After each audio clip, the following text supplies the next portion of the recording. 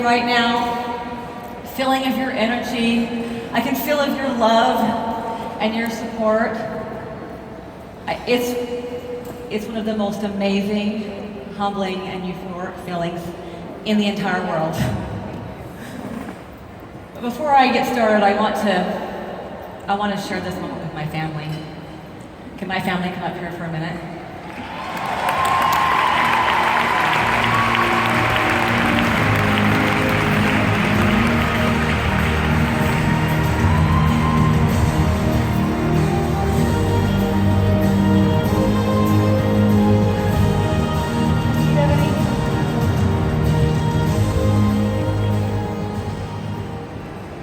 She's coming, I see her. There are a lot of things that I'm proud of in my life. I feel like I've been able to accomplish a lot of things. But hands down, without question, my most cherished accomplishment is my family.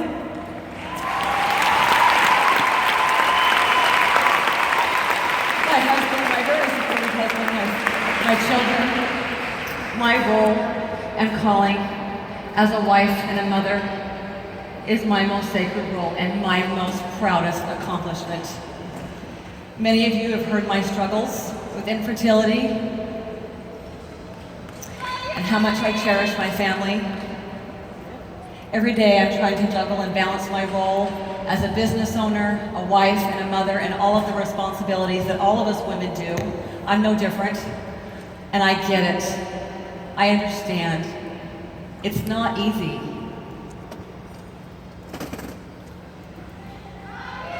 This picture right here, is there a picture? I think I gave him a picture of my family. There it is. This picture was just last year on our last Younique cruise to Bermuda, not Bermuda. But I just want to take this moment while my family is on stage to publicly acknowledge and just thank them for their support so that I can do what I do at Younique as well.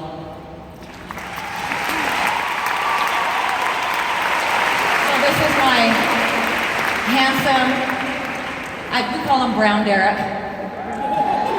My brother's White Derek, this is Brown Derek. And I love him. This is my son, Gunnar. Gunnar Kiki Koso and Huscroft. Kaya Wawachi Sonia Leowin Huscroft. Devani Tawa Wayochi Huscroft. And Jagger Sapisugachukowu Huscroft. And he really does have the moves.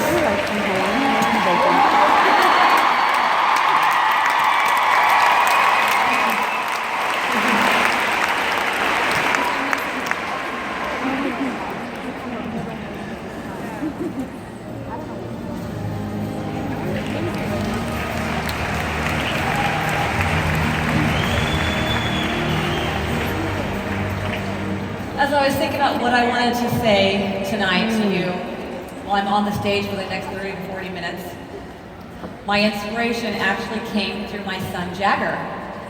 About 1 or 2 weeks ago, he came to me and said, "Mom, if you had 3 wishes for me, what would they be?" And I thought, well, this is kind of a fun concept, to wish something for someone else. So, as I present my speech tonight, it is with that same thought that Jagger had. But I'm going to share with you what my 3 wishes would be for each of you. My first wish for you is that each of you will strive to develop steward leadership. A steward leader is more than a servant leader. A steward leader is one who truly cares for those with whom they have stewardship over. A steward leader is different than a servant leader. Again, a steward leader plays an active role in helping others thrive and succeed, and they exemplify a standard of how to succeed and deal with challenges. They encourage and coach others while also modeling that standard to others. They practice what they preach. But isn't that what this business is all about? You set goals, you don't quit, you set out to finish what you start, and during that process, you try to help others succeed. Many years ago, when we lived in Boise, Idaho, after, I don't know, Boise fans! I learned of a half marathon race. It's called the Race to Roby Creek. It's a 13.1 mile race, and it is a race that goes straight up a summit, hence the logo. It goes straight up a summit, and then it goes straight down. And it's kind of got the reputation, it's considered to be one of the toughest races in the whole Northwest. I didn't really know at the time its reputation, so when a friend of mine had an extra ticket at the last minute, and 2 days before the race, she asked me if I wanted to do the race with her. I naively agreed and planned to show up to that race without having trained at all. I can remember the night before the race, I was talking with my father on the phone, and I just kind of mentioned, yeah, tomorrow I'm gonna do the Race to Roby Creek, and I'm gonna run the whole thing. And my dad said, Melanie, are you crazy? Have you been training for this race? My dad's a runner, he knows you have to train for these things. And he knows how important it is to make sure that you're prepared. Clearly, I was probably a little ignorant, and maybe a little arrogant. But when I got up the next morning, I showed up to do that race, and I was determined, I was stubborn, I was gonna run it. So the morning of that race, I was actually wishing that I hadn't called my dad the night before, because I was suddenly really nervous. And before talking to him, I wasn't nervous at all. In some instances, I think ignorance can be bliss. But regardless, I showed up to do that race that morning. I was off to a good start. Miles 1 through 4, they're on just a slight upward slope. And then miles 5 through 8 are literally straight up a very steep hill, and then down miles 9 through 12 are straight down. So on the last mile and a half are on a flat terrain to the finish line. I was determined to run that race and not walk it. I've never been one to do anything halfway. I think I get it from my dad, actually. It had more to do with me being headstrong and stubborn and just my determined personality. If I was going to do that race, I certainly was not going to walk it. I was going to finish it. And at the beginning of the race, everyone had set their own personal goals, and some set out just to finish it, regardless of their pace. And some walked the entire race. The important thing was just to finish it. My goal was to start and finish that race and run it all 13.1 miles. So at about mile 3, I remember thinking to myself, this is nothing. I'm gonna be able to finish this no problem. And then about mile 4, where the pavement ends and a dirt road began, which was about the same point where the climb really steepens. Miles 5 through 6 were really rough. They were really hard. And this is the point in the race where I wanted to stop running. And I was thinking to myself, okay, what was I thinking? This is not fun. I looked around and I saw several people sitting down on the path, and they were kind of out of breath. And a few people were actually seeking medical attention from the first aid station there. And I later had heard after the race that someone actually had to be life flighted out, but I wasn't aware at the time. I knew that I had at least another 2 miles until I reached the summit. But all of a sudden it just kind of hit me. I didn't think I was going to be able to make it. 2 miles to get to the summit doesn't sound like it's very long, but at this point it was grueling, it was hard, and I wanted to stop. I was really starting to doubt myself, and my calves were burning from the climbing. But I knew that if I stopped to walk, my legs would cramp up and I probably wouldn't even be able to finish. So I just kept running. By the time I hit mile 7, the terrain and the pain in my calves were brutal. This is where the training would have come in handy, I'm pretty sure. My legs were on fire, and I still had another mile plus to go before I reached the summit, and I was pretty sure I was not going to make it. It was at the point in this race where I looked up ahead of the trail, and I could see my dad. He had come to cheer me on. He had strategically placed himself on the hardest part of the race where he knew I would be likely to be tempted to quit. I could hear his words. He said, "Melanie, you got this. Keep going. Focus on the finish line." It was exactly what I needed to keep going at exactly the right place at exactly the right time. So miles 7.5 to mile 8, they were so steep, and almost all of the race participants that were previously running had all turned into slow walkers at this point. I kept going, I kept running, because I knew that I was probably still in my dad's peripheral. And I could actually, very faintly, I could hear him still cheering me on. And by this time, I could see the summit. So there was no way I was going to stop or slow down at this point. Finally, I had reached the top, and I kind of naively assumed that the worst part was over. Miles 9 and 10 were straight downhill, which you would think would be a relief after the prior 8 miles. By this time, the muscle cramping, the toe jamming, and the bone jarring downhill was almost too much to bear. I could feel the blisters forming on my feet, but it was so steep that I didn't think I could even slow down if I wanted to. The downward momentum was almost unbearable, and my quads and my knees were hurting. By the time I hit mile 11, I was in so much pain that it really became a mental race at this point, and it really didn't become a physical race any longer. Was I going to quit at the next station, or was I going to finish? I can remember having a discussion, an internal debate with myself on the path. I still had 2.5 miles left. It seemed like an eternity. The blisters, I could tell my whole bottom of my feet were blisters, and my legs were cramping. I wanted to quit. For those who have ever run a marathon, or even a half marathon, know that those last few miles, that's the hardest part.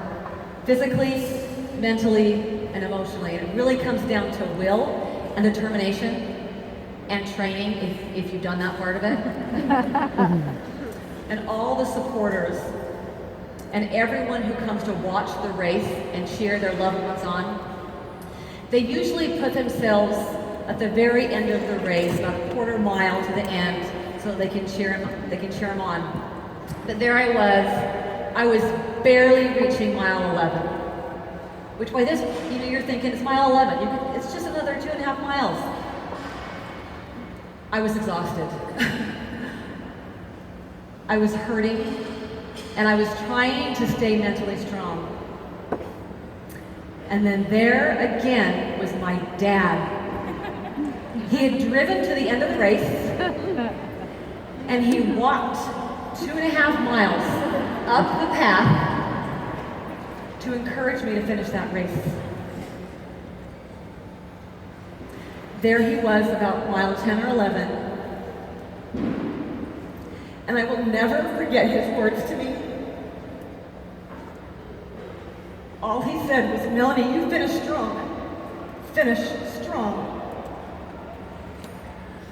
I've thought of this experience many times in my life. Throughout my life, as I faced challenges and struggles and I've prayed for strength, sometimes pleading to my Heavenly Father, during difficult times asking for comfort and strength or relief. And in my mind's eye, I can hear my Heavenly Father saying those same words to me. Melanie, you finish strong. Finish strong.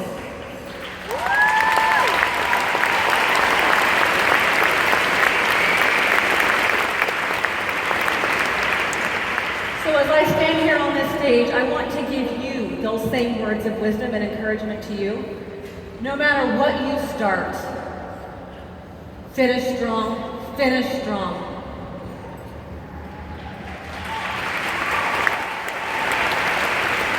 We are all on this unique journey together. We're all on different parts of the trail, and we're all going at different pace. Some of us are running, and some of us are walking. Some of us are struggling to finish, and some of us are just barely getting started. Perhaps some of us are a little naive, and they don't know what the heck they're doing. Look for opportunities to cheer others on in their race. Look for opportunities to be an example.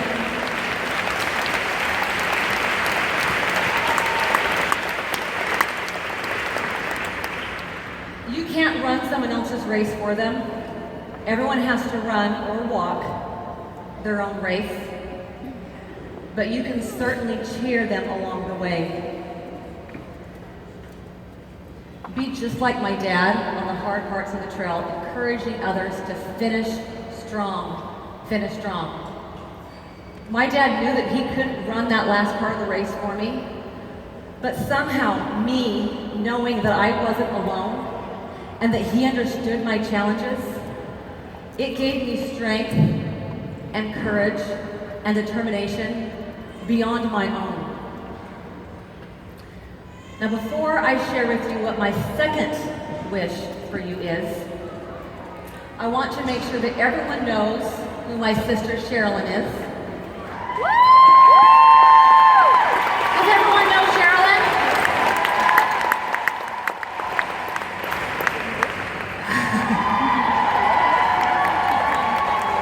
I have 4 sisters and 2 brothers. I think you know all my sisters, well 4 of them anyway, or 3 of my 4. Sherilyn is the oldest. She's the oldest sister. We have an older brother, older than her. And aside from my sweet husband, Sherilyn is my best friend.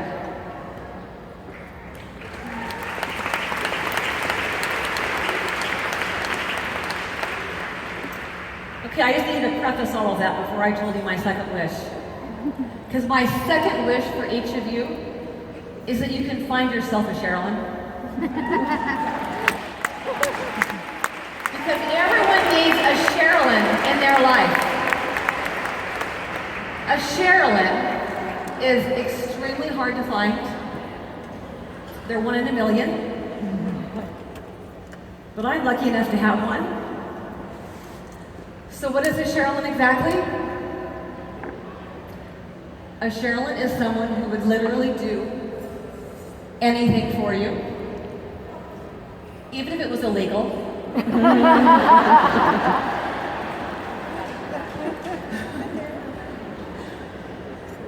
She would bend over backwards for you.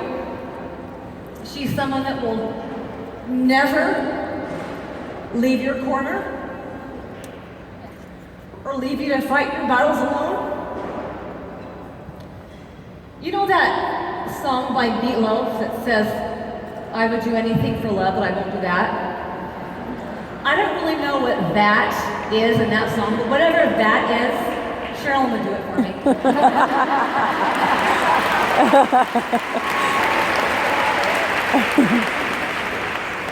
A Sherilyn is responsible, extremely hardworking, accountable, never passes the buck, extremely resilient, resourceful, and fiercely loyal. A Sherilyn wouldn't think twice about defending you, even when you're dead wrong. A Sherilyn would bail you out of jail without asking what you did, or if you're guilty. If you're already lucky enough to have a Sherilyn in your life, then you have a watchdog. Someone you could borrow money from, or someone who would borrow money from someone else so that you could borrow money from her. She would give you her last dollar or her shirt off her back. So if you don't have a Sherilyn in your life, find one.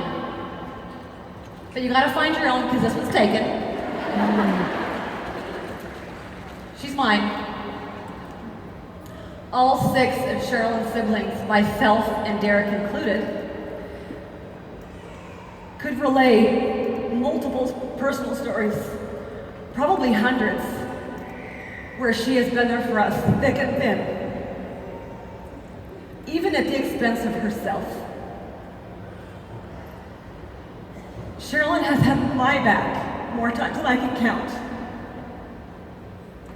I could be dead wrong, and I know Sherilyn has my back.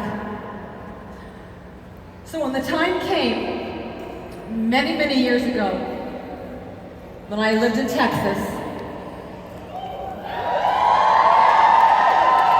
back at my house, before she was married, it was probably 2002, 2003, somewhere around there, before she met her awesome husband, Terrence.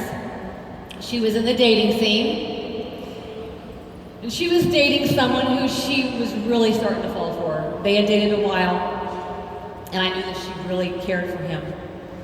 But one day she came to me and she said, "Melanie, I'm really starting to question his motives and whether I can really trust him, and I don't trust myself.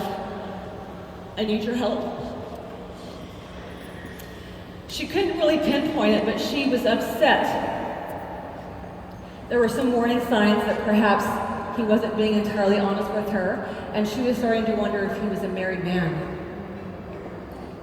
She didn't have any proof, but she had a couple of red flags that made her wonder if he was legit or not. I was married. I had 3 kids at the time, and she came over late one night. She kind of confided these concerns in me. And I quickly found myself thinking, okay, here's my sister, Sherilyn. She's sitting on the couch next to me, and you know what she needs right now? She needs another Sherilyn. So at that moment, I decided I'm going to be a Sherilyn. I'm going to be the Sherilyn that Sherilyn needs.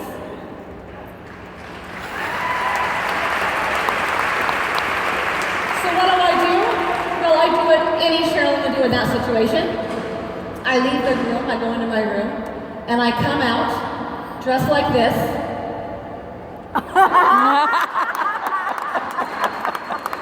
Both my husband and Sherilyn were looking at me and they were saying, "What are you doing, Melanie? Why are you dressed like that?" I replied with, "Sherilyn, get in the car right now. Tell me where this guy lives. We're going to get to the bottom of this right now."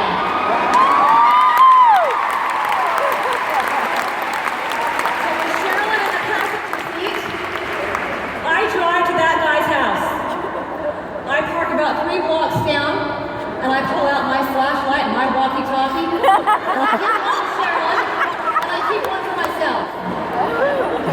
My instructor her to stay in the car, and I'd be in touch with instructions. All she had to do was listen on that walkie-talkie for my instructions. I made my way up to his house with no plan whatsoever. Well, I knew that's what Sherilyn would do. I start prowling around his yard. I'm peeking in his windows, trying to investigate the situation. And I make my way to his backyard, but it's all fenced in. And I peek through the slats on the fence, and I can see he has a pool and there's a dog. And I can see through the kitchen window, and I can see him walking back and forth a few times. So I know he's in the house. So now what? I get on my walkie-talkie. And I tell Cheryl in a whisper, I see him. He's in the kitchen. By this time, Sherilyn made her way out of the car, where she could see me peeking through the fence, and she said, what exactly are you going to do, Melanie? I said, I don't know yet, but give me a minute. I knew Sherilyn was depending on me to think of something. So I thought for a second, and I said to myself, Melanie, what would Sherilyn do? If this were you, what would she do? I walked around to the front of the house, and I walked up to the front door, and I rang the doorbell.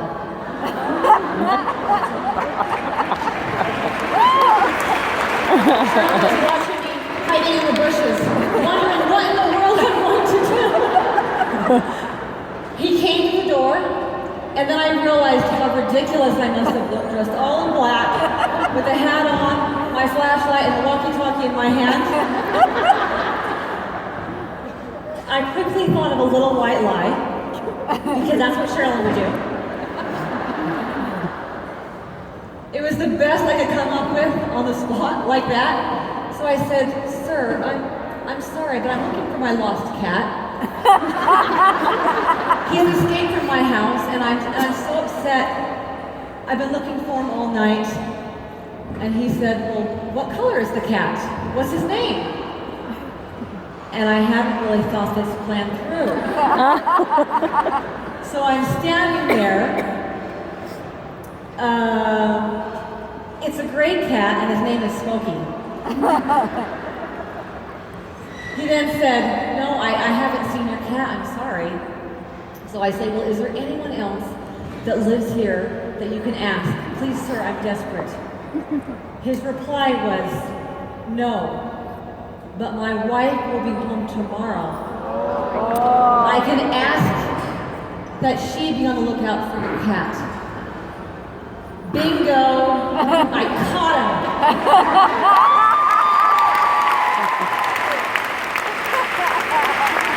That jerk was lying, a cheating scam artist, and he was preying on my sister, Sherilyn.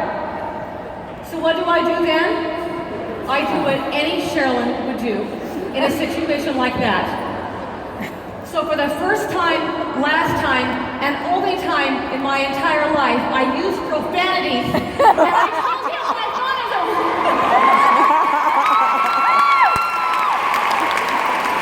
Why? Because that's what Sherilyn would have done.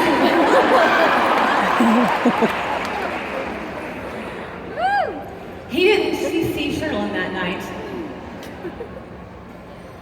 Nor did he didn't know that she was there, or that I was representing Sherilyn. So the next day, when he texted Sherilyn to meet up, she replied with one simple text phrase.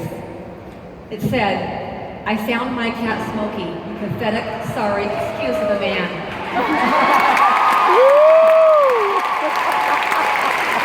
That's a good one. We still to this day, Sherilyn and I talk about my fictitious cat Smokey.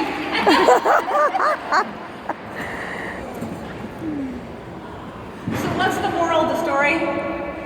I don't really know. Other than my second wish for you is to find someone in your life like Sherilyn. If you can find yourself in Sherilyn, then your life will be enriched beyond measure.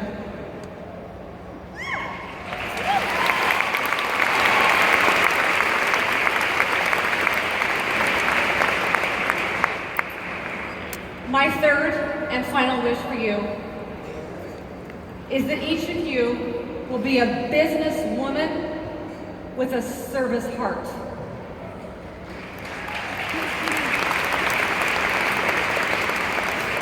What does that mean?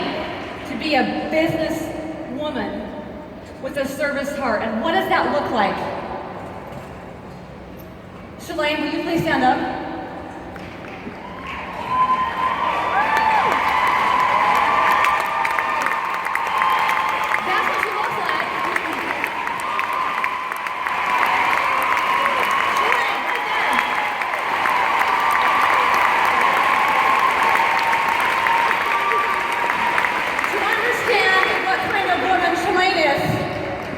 You need to bear with me for a minute while I share a few personal stories. Back in October 2012, when our very first founding presenters were chosen, Shalane said to Derek, I think I really want to be a presenter. And, well, great. And she said, and I want to be number 13. Because I don't want anyone to feel like they have an unlucky chance at getting started. And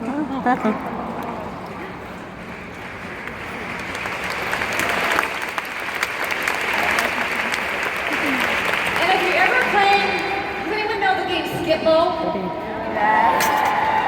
We like that game around our house. Shalane skips herself. I skip myself. Because she doesn't want to skip anyone else. Can you think of a more perfect person to be the president of the Younique Foundation?